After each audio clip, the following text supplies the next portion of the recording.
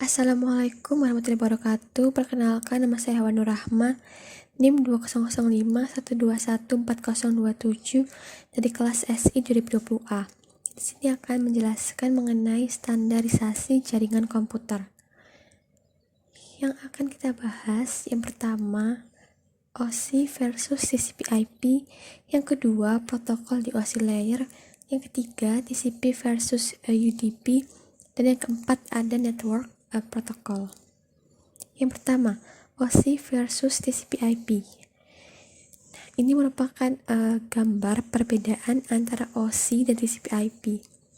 Secara pengertian, OSI layer merupakan standar komunikasi yang diterapkan di dalam jaringan komputer. Standar itulah yang menyebabkan seluruh alat komunikasi dapat saling berkomunikasi melalui jaringan. Sedangkan pengertian TCP/IP adalah standar komunikasi data yang sering digunakan pada internet untuk suatu proses tukar-menukar atau saling mengirim data dari suatu komputer ke komputer lainnya dalam suatu jaringan internet. OSI layer memiliki 7 buah layer, yaitu physical layer, data link layer, network layer, transport layer, session layer, presentation layer, dan application layer. Sedangkan TCP layer hanya memiliki 4 buah layer, yaitu network access layer, internet layer, transport layer, dan application layer. Yang keempatnya memiliki fungsi atau kegunaan yang berbeda pada tiap layernya. TCP layer ini merupakan suatu protokol spesifik yang bersifat khusus, sedangkan OSI layer merupakan suatu protokol independen.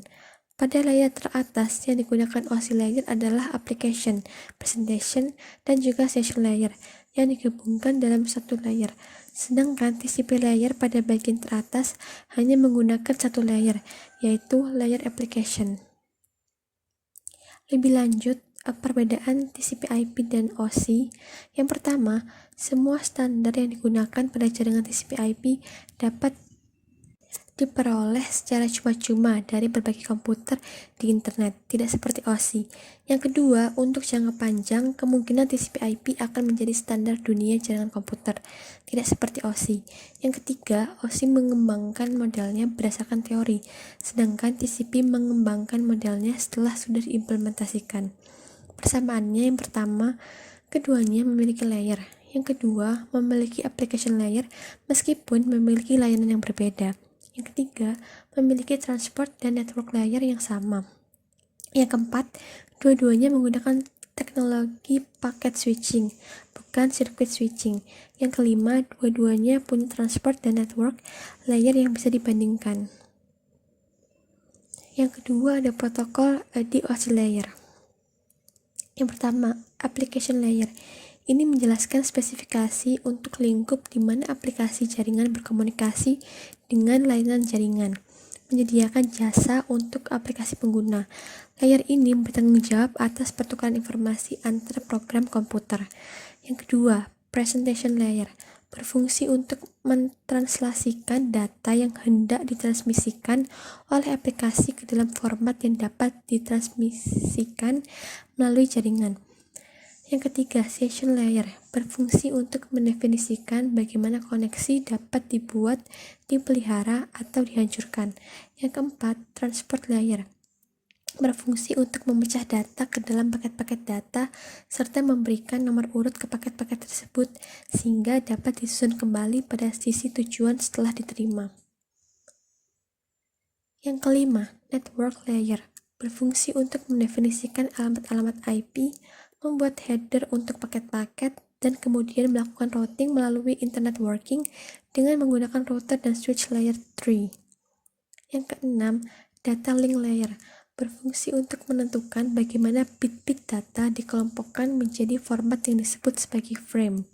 Yang ketujuh, physical layer, berfungsi untuk mendefinisikan media transmisi jaringan, metode pensinyalan, sinkronisasi bit, arsitektur jaringan seperti halnya Ethernet atau token ring, topologi jaringan, dan pengabelan.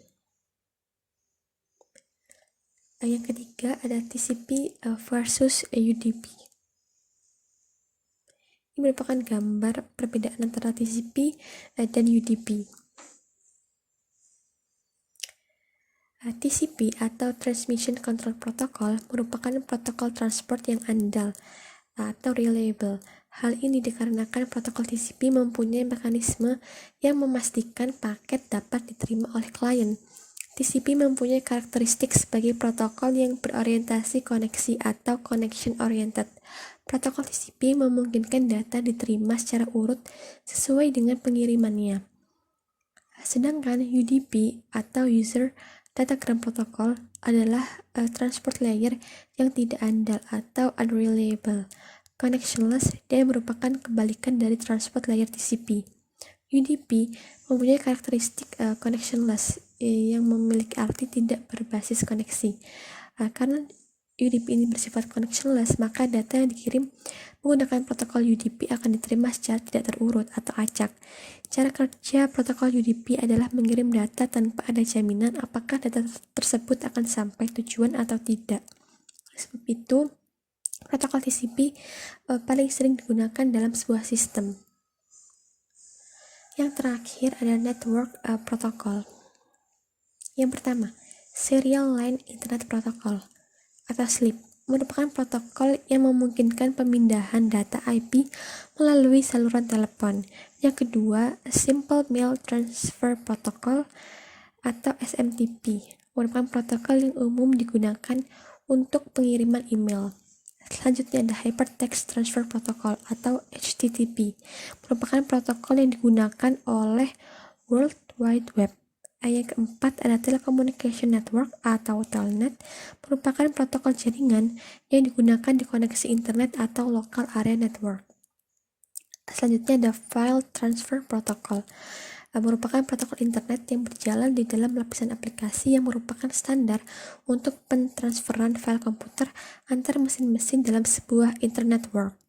Selanjutnya ada Lightweight Directory Access Protocol, merupakan protokol perangkat lunak untuk memungkinkan semua orang mencari resource organisasi perorangan lainnya seperti file atau printer dalam jaringan baik di internet atau intranet.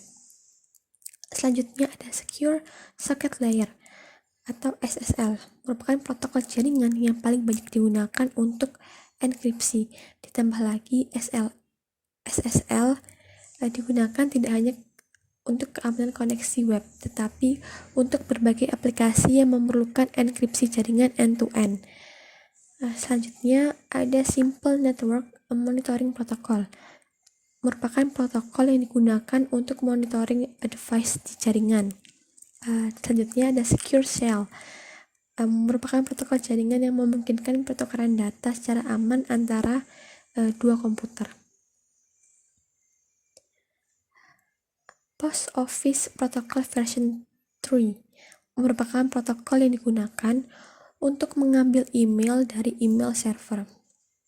Internet Message Access Protocol merupakan protokol standar untuk mengakses atau mengambil email dari server. Selanjutnya ada Internet Control Message Protocol yang utamanya digunakan oleh sistem operasi komputer jaringan untuk mengirim pesan kesalahan yang menyatakan sebagai contohnya bahwa komputer tujuan tidak bisa dijangkau. Selanjutnya ada Point-to-Point Protocol, protokol enkapsulasi paket jaringan yang banyak digunakan pada Wide Area Network.